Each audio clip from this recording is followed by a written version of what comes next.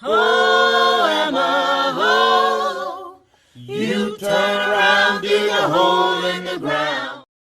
The American South was dominated by aristocratic slave owners who held massive plantations that hundreds of slaves tended to. The wealth of these aristocrats was not gained through war or crime, but rather cotton.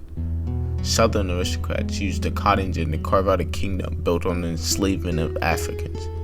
But how did this happen? How was the invention of the cotton gin a turning point in the history of slavery in the United States?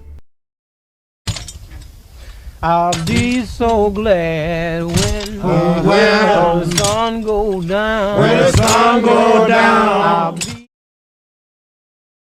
Why was the cotton gin created? The cotton gin's main purpose was the cleaning of short staple cotton. Short staple cotton was one of the two variations of cotton used in America. The second variation was long staple cotton. Before the invention of the cotton gin, long staple cotton was the main source of cotton in America. It was easy to harvest, but had to be grown along the coast, which a lot of plantations were not made along the coast. So short staple cotton was often grown as a counterpart to long staple cotton. Short staple cotton could be grown in any tropical environment, but had issues with the cleaning process. The process was tedious and often took an entire day to clean a few pounds of cotton. However, this all changed with the invention of the cotton gin. The cotton gin could quickly remove the seeds from short staple cotton and significantly shorten the process needed to clean the cotton. The cotton gin allowed for short staple cotton to be grown throughout the South. The cotton gin, an invention made to destroy slavery, now sparked the resurgence of slavery. The most consequential effect of the cotton gin was its unfortunate revival of slavery. The institution of slavery saw a steep decline during the late 17th century. Many speculate that slavery could have died out if not for the cotton gin. Hundreds of plantations began springing up across the South. These plantations were solely dedicated to the production of short staple cotton. These plantations required workers to pick the cotton and use the cotton gins. So plantation owners looked for a cheap source of labor. Slaves. Slaves were used to plant, harvest, and clean cotton. In 1840, over 1 million pounds of cotton was produced thanks to slave labor. The cotton industry was booming thanks to the cotton gin. The cotton gin revolutionized the cleaning of short staple cotton, but had the unfortunate effect of revitalizing the dying institution of slavery. The cotton gin shifted Southern society into a dependency on cotton and slave labor. The amount of slaves in 1790 was about 697,000, and within 20 years that amount grew to 1.2 million slaves. In 20 years, the amount of slaves grew by 70%. The end of the transatlantic slave trade in 1808 did not mean an end to slave trading. Instead, it simply shifted from external to internal sources. To meet the growing demand for slaves, slaves were often forced to have children with their slave owners or fellow slaves. Slave trading between plantations was common, and an estimated 1 million slaves were forcibly transported between plantations. The internal slave trade helped the Southern economy but split thousands of families. The use of waterways shortened the time needed to transport slaves from plantations to plantations. The eventual embracing of the railroad would make this task of forced migration even easier. These forced migrations ruined the lives of thousands and forced slaves to adapt to their constantly changing environment. As the cotton industry flourished, the northern states began using southern cotton to fund their industrialization. Cotton brought in from the south was spun into cloth. The North and South developed a mutualistic relationship, built on the backbone of cotton. The South's large cotton production did not only fuel northern industries, but also industries worldwide. Great Britain was one of the largest importers of southern cotton in the world. Over 100 million pounds of southern cotton flowed into Great Britain. Britain relied on slave labor to keep its textile industry afloat. Over 80% of Britain's imported raw industrial materials were southern cotton. The cotton gin indirectly affected the global market by promoting the mass production of cotton within the South and creating an insatiable demand for cotton. No more auction block for me. No more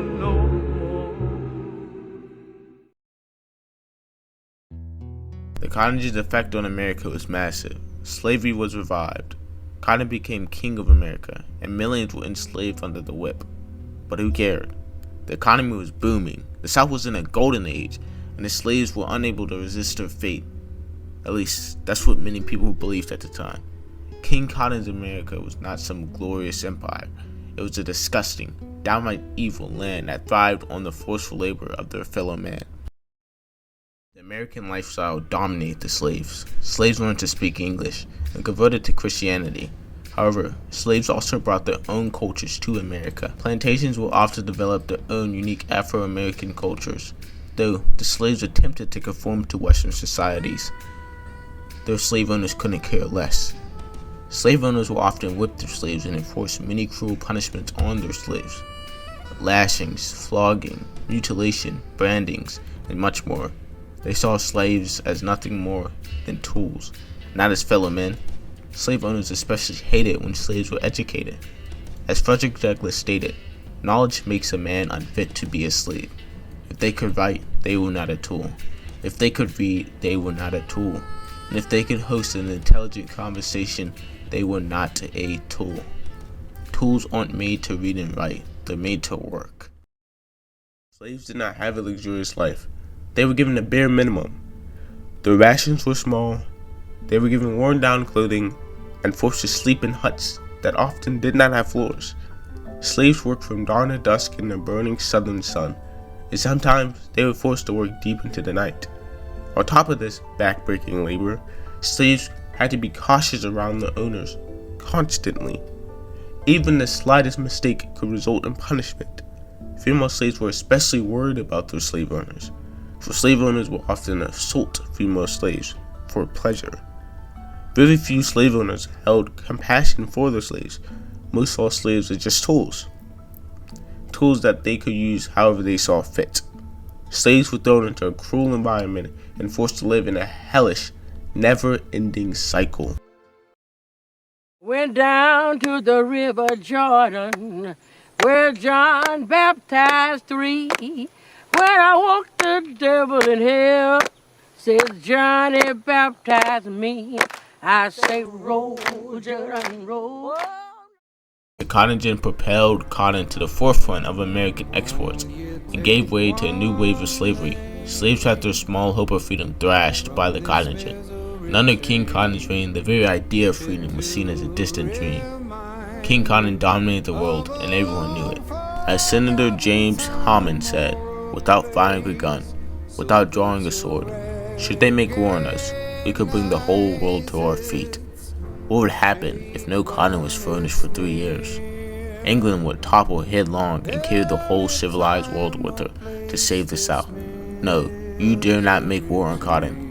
No power on earth dares to make war upon it. Cotton is king. Southerners were right in their thinking. If King Cotton were attacked, the world would suffer with it. So when the Union Navy gripped King Cotton by his neck, the British textile industry suffered. Still, the British refused to help the Southerners, instead shifting their cotton production to the British Raj. The South's last hope of victory was crushed by Lincoln's proclamation of emancipation. Slavery within the South was abolished, and all public international support for the South crumbled. The slimmer of hope the slaves had was pried open by the Union Army, and slavery was abolished. King Cotton lay dead on his throne. Well, it's Long John, Long John, he's long gone, long gone, he's long gone, he's long gone, he's long gone, long gone. Well, if I had listened, what the roses said, I could been at home, and the roses dead, Well, if I wouldn't listen,